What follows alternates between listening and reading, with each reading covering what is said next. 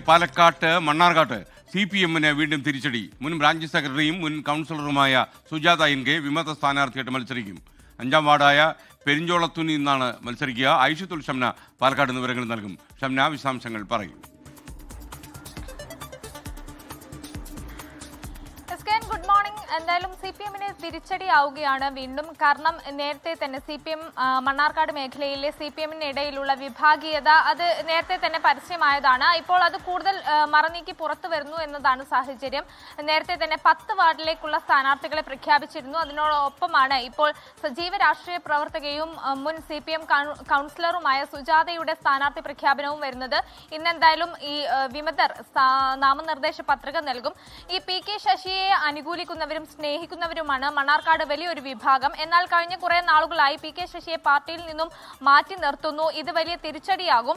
PK ശശിയെ അനുകൂലിക്കാനും ഒപ്പം തന്നെ പാർട്ടിയെ എന്നും നിലനിർത്താനും വേണ്ടിയാണ് തങ്ങൾ മത്സരിക്കുന്നത് എന്നാണ് ഈ മറുവിഭാഗത്തിന്റെ പക്ഷം. ഒപ്പം തന്നെ ഇത് പാർട്ടിക്ക് വേണ്ടി സജീവമായി പ്രവർത്തിക്കുന്ന ആത്മാർത്ഥമായി പ്രവർത്തിക്കുന്ന പാർട്ടി പ്രവർത്തകരെ പാർട്ടി കാണുന്നില്ല. ജില്ലാ സെക്രട്ടറിയുടെ നേതൃത്വത്തിലുള്ള ഒരു ഏകപക്ഷീയമായ ചില നിലപാടുകൾ മാത്രമാണ് ഇപ്പോൾ പാർട്ടിയിൽ കാണുന്നത് എന്നുകൂടി വിമതർ ആരോപിക്കുന്നുണ്ട്.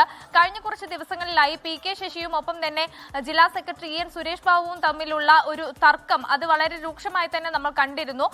ഈ പാലക്കാട് മേഖലയിൽ കഴിഞ്ഞ ദിവസങ്ങളിൽ ഉണ്ടായ സ്പിരിറ്റ് വേട്ടയുമായി ബന്ധപ്പെട്ട് പരോക്ഷമായി തന്നെ EN സുരേഷ് ബാബുവിനെതിരെ ആഞ്ഞടിച്ചുകൊണ്ടായിരുന്നു PK ശശി രംഗത്തെത്തിയത്.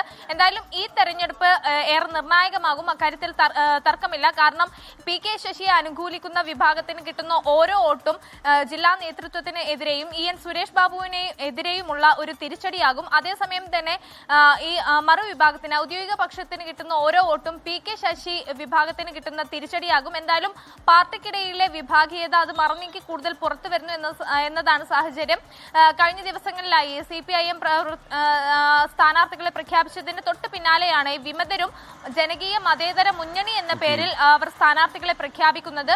എന്തായാലും ഈ തെരഞ്ഞെടുപ്പ് അതിന്റെ ചൂടിലേക്ക് കടക്കുമ്പോൾ പാലക്കാട് വിവരങ്ങൾ നൽകിയത്.